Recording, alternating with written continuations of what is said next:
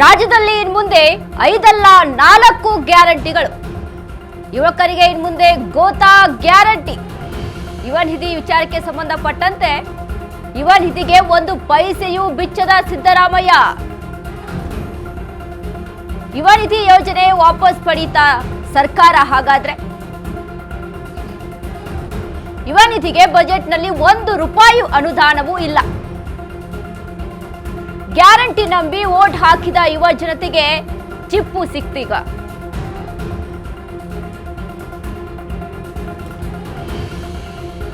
ಐದು ಗ್ಯಾರಂಟಿಗಳನ್ನ ಮುಂದಿಟ್ಟು ರಾಜ್ಯದಲ್ಲಿ ಕಾಂಗ್ರೆಸ್ ಸರ್ಕಾರ ಅಧಿಕಾರಕ್ಕೆ ಬರುತ್ತೆ. ಆದ್ರೆ ಇದೀಗ ಯುವ ನಿಧಿಗೆ ಗೋತ. ಯಾವುದೇ ರೀತಿಯಾದಂತ ಅನುದಾನ ಇಲ್ಲ ಯುವ ನಿಧಿಗೆ. ಯುವಕರು ಒಂದು ಭರವಸೆಯನ್ನ ಇಟ್ಕೊಂಡಿದ್ರು. ಸರ್ಕಾರ ಯುವಕರಿಗೋಸ್ಕರ ಒಂದು ಯೋಜನೆಯನ್ನ ಜಾರಿ ಮಾಡಿದೆ. ಅದರಲ್ಲಿ ನಮಗೆ ಸಹಾಯ ಆಗುತ್ತೆ ಅನ್ನುವಂಥ ರೀತಿಯಲ್ಲಿ ಯುವಕರು ಕಾಂಗ್ರೆಸ್ಗೆ ಓಟನ್ನ ಹಾಕಿ ಅಧಿಕಾರಕ್ಕೂ ಸಹಿತ ತೆಗೆದುಕೊಂಡು ಬಂದ್ರು. ಬಟ್ ಈಗ ಏನಾಯ್ತು? 5 ಗ್ಯಾರಂಟಿಗಳಲ್ಲಿ 1 ಗ್ಯಾರಂಟಿ ಗೋತಾ ಆಗಿದೆ. 4 ಗ್ಯಾರಂಟಿಗಳು ಮಾತ್ರ ಸಿದ್ದರಾಮಯ್ಯ ಅವರ ಮುಂದೆ ಇರುವಂತದ್ದು. ಎಸ್ ನೋಡಿ, ಯುವ ನಿಧಿ ಗ್ಯಾರಂಟಿ ವಿಚಾರಕ್ಕೆ ಸಂಬಂಧಪಟ್ಟಂತೆ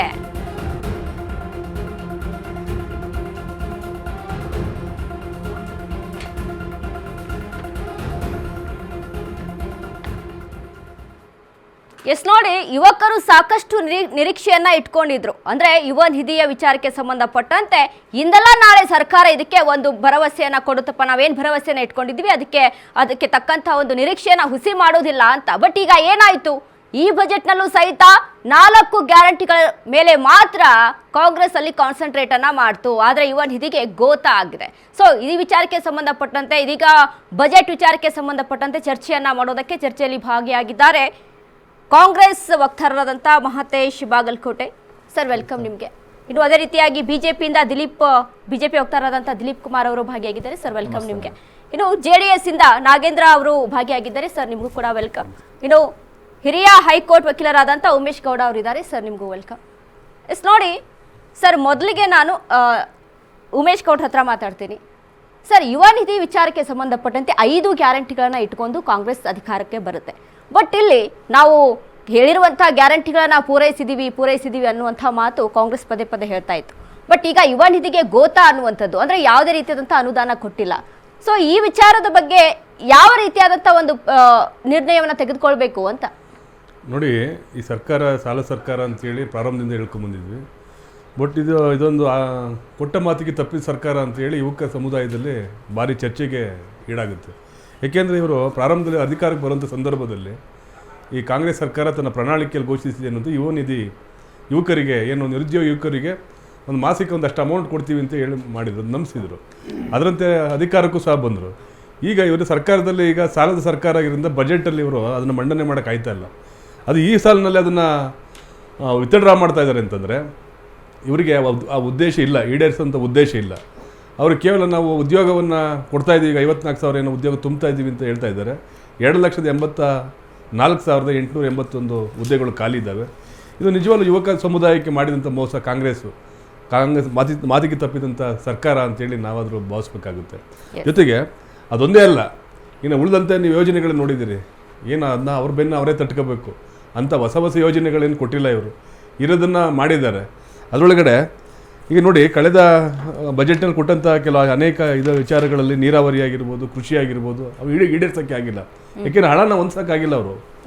ಈ ಸಂದರ್ಭದಲ್ಲಿ ನೋಡಿ, ಈಗ ಕಳೆದ ಇದರಲ್ಲಿ ಸಾಲದ ಲೆಕ್ಕಾಚಾರ ಮಾಡ್ಕೊಳ್ಳೋದಾದ್ರೆ 7,64,00,000 ಕೋಟಿ ಸಾಲ ಆಯಿತು ಕಳೆದ 2013-18ರಲ್ಲಿ. ಈಗೇನಾಗಿದೆ ನೋಡಿ, 1.2 ಲಕ್ಷ ಕೋಟಿ, ಅಂದರೆ 6 ಪಟ್ಟು 10 ಪಟ್ಟು ಜಾಸ್ತಿ ಆಗಿದೆ ಇವ್ರ ಅವಧಿಯಲ್ಲಿ. ಏನಾಗಿದೆ ಸಿದ್ದರಾಮಯ್ಯನವ್ರ ಅವಧಿಯಲ್ಲಿ. ಅದಲ್ಲದೆ ಪ್ರತಿ ವರ್ಷದ ಸಾಲ ಎಷ್ಟಾಗಿದೆ ಅಂದರೆ 82,000 ಕೋಟಿ ಸಾಲ ಆಗಿದೆ. ಪ್ರತಿ ತಿಂಗಳು 6,833 ಕೋಟಿ ಆಯ್ತೈತೆ. ಪ್ರತಿದಿನದ ಸಾಲ 227 ಕೋಟಿ ಆಗಿದೆ. ಪ್ರತಿ ಗಂಟೆ ಸಾಲ 909.5 ಕೋಟಿ ಆಗಿದೆ. ನೋಡಿ, ಇಷ್ಟಲ್ಲದೆ ಇವ್ರು ಬಡ್ಡಿ ಕಟ್ತಾ ಇರೋದು ಎಷ್ಟು ಈ ಸರ್ಕಾರ ಅಂತಂದರೆ 2025 ಬಜೆಟ್ ಪ್ರಕಾರ 45,600 ಕೋಟಿ ಬಡ್ಡಿಯನ್ನು ಕಟ್ಟಿದ್ದಾರೆ ಸರ್ಕಾರ ಸಾಲ ಮಾಡೋದಕ್ಕೆ. ಅಷ್ಟೇ ಅಲ್ಲ, ಅದಕ್ಕೆ ದಂಡನೂ ಸಹ ಕಟ್ತಾ ಇದ್ದಾರೆ ಪ್ರತಿದಿನ ಪ್ರತಿ ಗಂಟೆಗೂ ಸಹ.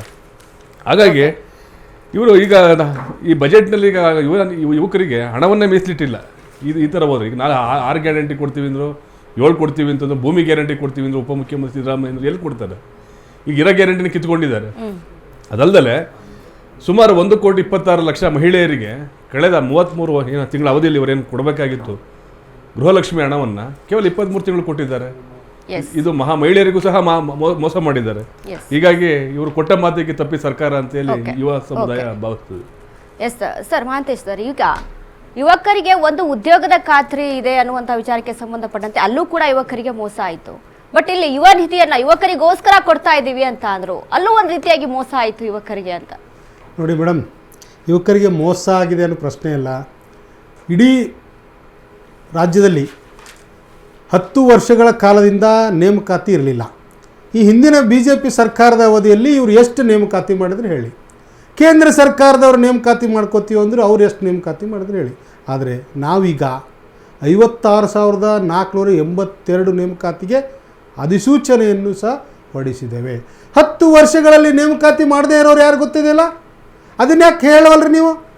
ಅದಾದಮೇಲೆ ಯುವ ನಿಧಿ ವಿಚಾರದಲ್ಲಿ ಯುವ ನಿಧಿ ಯೋಜನೆಯಲ್ಲಿ ಒಟ್ಟು 3,82,682 ಫಲಾನುಭವಿಗಳಿಗೆ ಈಗಾಗಲೇ 913 ಕೋಟಿ ರೂಪಾಯಿ ಮೊತ್ತದ ನಿರುದ್ಯೋಗ ಭತ್ಯೆ ವರ್ಗಾವಣೆ ಮೂಲಕ ಪಾವತಿಸಲಾಗಿದೆ. ಇದನ್ನು ಸ್ಪಷ್ಟಪಡಿಸ್ಬೇಕು. ಯಾಕಂತಂದರೆ ಈ ನೋಡಿ, ಇಲಾಖೆ ವಿವಿಧ ಯೋಜನಾ ಸಂಸ್ಥೆಗಳ ಮೂಲಕ 80,086 ಅಭ್ಯರ್ಥಿಗಳಿಗೆ ತರಬೇತಿಯನ್ನು ಕೌಶಲ್ಯ ಅಭಿವೃದ್ಧಿ ಯೋಜನೆ ಮೂಲಕ ಕೌಶಲ್ಯವನ್ನು ನೀಡಲಾಗಿದೆ. ಮುಂದುವರಿದು ಉದ್ಯೋಗ ಮೇಳವನ್ನು ಏರ್ಪಡಿಸಿದಾಗ 1.16 ಲಕ್ಷ ಅಭ್ಯರ್ಥಿಗಳು, ಅದರ ಜೊತೆಗೆ 19,863 ಅಭ್ಯರ್ಥಿಗಳು ಅದರಲ್ಲಿ ಆಯ್ಕೆಗೊಳ್ತಾರೆ. ಇವನ್ನೆಲ್ಲ ನೋಡ್ಕೊತ ಹೋಗುವಂಥ ವ್ಯವಸ್ಥೆ ಆಗುತ್ತೆ. ಸರ್ಕಾರಿ ಕೈಗಾರಿಕೆ ತರಬೇತಿ ಸಂಸ್ಥೆಗಳನ್ನು ತೆಗೆದರು. ಏನು ಕೈಗಾರಿಕೆಯ ತರಬೇತಿ ಸಂಸ್ಥೆಗಳನ್ನು GTS ಮತ್ತು KSIDC ಈಗಳಿಗೆ 1.386 ಕೋಟಿಗಳನ್ನು ಈಗಾಗಲೇ ನಿಗದಿ ಮಾಡಿದ್ದಾರೆ. KQSET quality upgradation of employment and skill transformation ಯೋಜನೆಯನ್ನು ತರಲಾಗಿದೆ. ಎಸ್ ಸರ್, ಈಗ ಇವೆಲ್ಲ ಮರೆಮಾಚುವಂಥದ್ದಲ್ಲ, ಇವೆಲ್ಲ ನೀಡಿರೋದೇ ಯುವಕರಿಗೆ. ಈ ರಾಜ್ಯದ ಜನತೆ ದಡ್ರಲ್ಲ ರೀ, ಯುವಕರು ದಡ್ರಲ್ಲ. ಅವರಿಗೆ ಉದ್ಯೋಗ ಬೇಕಾಗಿತ್ತು. ಈ ಹಿಂದೆ ಯಾರು ಕೊಟ್ಟಿದ್ದಾರೆ ಕೇಳಬೇಕಿತ್ತು. ಧಾರವಾಡದಲ್ಲಿ ಆ ಸ್ಟ್ರೈಕ್ ಮಾಡಿದಾಗ ನಾವು ಇದ್ವಿ. 56,384 ಹುದ್ದೆಗಳನ್ನು ಈಗಾಗಲೇ ನೇಮಕಾತಿ ಅಧಿಸೂಚನೆ ಹೊರಡಿಸಿದ್ದಾರೆ. ಹಾಗಾಗಿ ನಾನು BJP ಅವ್ರಿಗೆ ಕೇಳೋದು ಇಷ್ಟಪಡ್ತೀನಿ, ನಿಮ್ಮ ಅವಧಿಯಲ್ಲಿ ಯಾವ ನೇಮಕಾತಿ ಮಾಡಿದನ್ನ ಕೇಂದ್ರದವರು ಸ್ಪಷ್ಟ ಮಾಡಲಿ, ರಾಜ್ಯದಿಂದ ಹಿಂದೆ ಬೊಮ್ಮಾಯಿ ಸರ್ಕಾರ ಇದ್ದಾರೆ ಯಾರು ಸ್ಪಷ್ಟ ಮಾಡಲಿ. ದಿಲೀಪ್ ಕುಮಾರ್ ಸರ್ ನೋಡಿ, ಪಾಪ ನಮ್ಮ ಮಹಾಂತೇಶ್ ಅವರು ಒಳ್ಳೆ ಪ್ರಶ್ನೆಯನ್ನು ಎತ್ತಿದ್ರು. ಏನೇನು ಭರ್ತಿ ಮಾಡಿದ್ರಿ ನೀವು ಅವಧಿನಲ್ಲಿ 2019ರಿಂದ 23ರಲ್ಲಿ ಅಂತೇಳಿ. ಇವರ ಅವಧಿನಲ್ಲಿ 2025-26 ಫೆಬ್ರವರಿಗೆ 2,84,000 ಹುದ್ದೆಗಳು ಖಾಲಿ ಇದ್ದಾವೆ. ಒಂದೇ ಒಂದು ಹುದ್ದೆನೂ ಸಹ ಭರ್ತಿ ಆಗಿಲ್ಲ. ಇವನ್ 1 ಹುದ್ದೆನೂ ಸಹ ಇದುವರೆಗೂ ಭರ್ತಿ ಆಗಿಲ್ಲ ಇವರು ಅಧಿಕಾರಕ್ಕೆ ಬಂದ ಮೇಲೆ.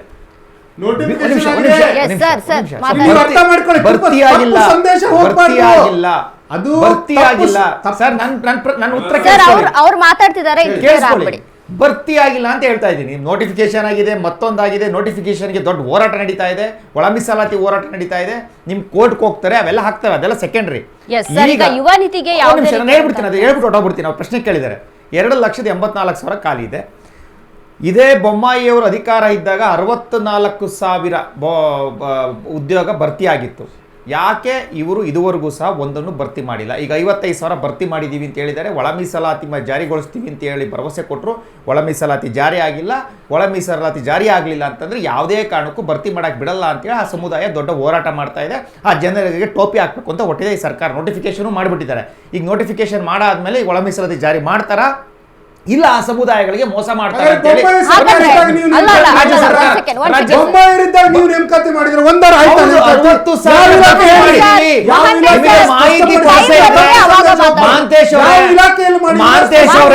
ನಿಮಗೆ ಮಾಹಿತಿ ಕೊರತೆ ಇದ್ರೆ ದಯಮಾಡಿ ಓದ್ಕೊಂಡ್ಬಂದು ಮಾತಾಡಿ. ಹೇಳ್ಬಿಡ್ತೀನಿ ನಾನು. ಶಿಕ್ಷಕರ ನೇಮಕಾತಿ 13,000, PSI ಎಷ್ಟಾಯ್ತು, ಕಾನ್ಸ್ಟೇಬಲ್ ಎಷ್ಟಾಯ್ತು ಹೇಳು. ನನ್ನ ಹತ್ರ ಲಿಸ್ಟ್ ಇದೆ, ಹೇಳ್ತೀನಿ. ನಾನು ಸುಮ್ಸುಮ್ಮನೆ ಮಾಹಿತಿ ಇಲ್ದಲೆ ಬಂದು ನಾನು ಮಾತಾಡಲ್ಲ. 2019 ನಾವು BJP ಅವರು ಓದ್ಕೊಂಡ್ ಮಾತಾಡೋರು. ನಿಮ್ ರೀತಿ ಯಾರೋ ಕೊಟ್ಟರೆ ಭಾಷಣ ಹೇಳೋರಲ್ಲ, ಭಾಷಣ ಮಾಡೋರಲ್ಲ. ಒಂದು ಮೇಡಮ್, ಇವತ್ತು ಇವ್ರು ಘೋಷಣೆ ಮಾಡಿರ್ತಕ್ಕಂಥ ಬಜೆಟ್, ಈ ಬಜೆಟ್ನ ಒಂದು ಸಾರಾಂಶ ನಿಮ್ಗೆ ಹೇಳ್ಬಿಡ್ತೀನಿ ಮೇಡಮ್. ಪಾಪ ಸಿದ್ದರಾಮಯ್ಯನವರು ಸರ್ವಜನಾಂಗದ ಶಾಂತಿಯ ತೋಟ ಅಂತೇಳಿ ಅಧಿಕಾರಕ್ಕೆ ಬಂದಂಥವ್ರು, ನಾನು ಯಾವುದೇ ರೀತಿ ಮೂಢನಂಬಿಕೆಯನ್ನು ನಂಬೋದಿಲ್ಲ ಅಂತೇಳಿ ಅಧಿಕಾರಕ್ಕೆ ಬಂದಂಥವ್ರು, ಪಾಪ ಇವತ್ತು ಮೂಢನಂಬಿಕೆಯನ್ನು ನಂಬಿಕೊಂಡೇ ಇವತ್ತು ಬಜೆಟನ್ನು ಸ್ಟಾರ್ಟ್ ಮಾಡ್ತಿದ್ದಾರೆ. ಇತಿಹಾಸದಲ್ಲಿ ಫಸ್ಟ್ ಟೈಮ್ 10:15ಕ್ಕೆ ಯಾಕೆ ಪ್ರಾರಂಭ ಮಾಡಿದ್ರು? 10:30ಕ್ಕೆ ಪ್ರಾರಂಭ ಆಗ್ತಿದ್ದು, ಇಲ್ಲ 10 ಗಂಟೆಗೆ ಪ್ರಾರಂಭ ಆಗ್ತಾ ಇದ್ದು, 10:30ಕ್ಕೆ ರಾಹುಗಾಲ ಇದೆ ಅಂತೇಳಿ 10 ಕಾಲಕ್ಕೆ ಪ್ರಾರಂಭ ಮಾಡಿಬಿಟ್ಟಿದ್ದಾರೆ. ಇದೇನಾದರೂ ಅಲ್ಪಸಂಖ್ಯಾತರು ಗೊತ್ತಾಗ್ಬಿಟ್ರೆ ಪಾಪ ಇವ್ರ ಮೇಲೆ ಭಾಳ ಮುಂಚ್ಕೊಂಡ್ಬಿಡ್ತಾರೆ. ಒಂದು ಮತ್ತು ಎರಡನೇದು ಮೇಡಮ್, ಇವತ್ತು ಇವ್ರು ಮಾಡಿರ್ತಕ್ಕಂಥ ಸಾಲ, ಈ ಬಜೆಟ್ ಇಂದ ಹೇಳ್ತಾ ಇದ್ದೀನಿ ನಾನು, ಇವತ್ತಿನ ಬಜೆಟ್ ಬಗ್ಗೆ ಬಜೆಟ್ ಬಗ್ಗೆ ಮಾತಾಡೋಣ. ಯುವ ನಿಧಿ ವಿಚಾರಕ್ಕೆ ಸಂಬಂಧಪಟ್ಟಂತೆ ಅಂದ್ರೆ ಯುವಕರಿಗೆ ಒಂದು ಗ್ಯಾರಂಟಿಯನ್ನ ಕೊಟ್ಟಿದ್ರು, ಬಟ್ ಅದಕ್ಕೆ ಯಾವುದೇ ರೀತಿಯಾದಂಥ ಅನುದಾನ ಇಲ್ಲ. ಎಸ್ ನೋಡಿ, ಇವರ ಒಂದು ಪ್ರಣಾಳಿಕೆಯಲ್ಲಿ ಅನೌನ್ಸ್ ಮಾಡಿದ್ದೇನು, ಯಾರ್ಯಾರು ನಿರುದ್ಯೋಗಿಗಳಿದ್ದಾರೋ ವಿತೌಟ್ ಕಂಡೀಷನ್ ಕರ್ನಾಟಕದಲ್ಲಿ ಪ್ರತಿಯೊಬ್ಬ ನಿರುದ್ಯೋಗಿಗೂ ಸಹ ನಾವು 3,000 ಕೊಡ್ತೀವಿ, ಡಿಗ್ರಿ ಮಾಡಿರೋರಿಗೆ 3,000 ಕೊಡ್ತೀವಿ ವಿತೌಟ್ ಕಂಡೀಷನ್. ನಾನು ಕೆಲ್ಸಕ್ಕೆ ಹೋಗ್ತಾ ಇಲ್ವಾ, ದಿಲೀಪ್ ಕೆಲ್ಸಕ್ಕೆ ಹೋಗ್ತಾ ಇಲ್ವಾ, ಅಥವಾ ಉಮೇಶ್ ಅವ್ರ ಕೆಲ್ಸಕ್ಕೆ ಹೋಗ್ತಾ ಇಲ್ವಾ, ಮಾಂತೇಶ್ ಅವ್ರ ಕೆಲ್ಸಕ್ಕೆ ಹೋಗ್ತಾ, ನೀವು 3,000 ಕೊಡ್ತೀವಿ. ನೀವು ಡಿಪ್ಲೊಮಾ ಮಾಡಿದ್ಯಾ 1,500 ಕೊಡ್ತೀವಿ ವಿತೌಟ್ ಕಂಡೀಷನ್ ಹೇಳಿದ್ದು. ಇವ್ರು ಜಾರಿ ತಗೊಂಬಂದಿದ್ದೇನೋ 1,75,000 ಜನರು ಕೊಟ್ಟರು. ಈಗ ಏನು ಅಲೋಕೇಶನ್ ಮಾಡಿಲ್ಲ.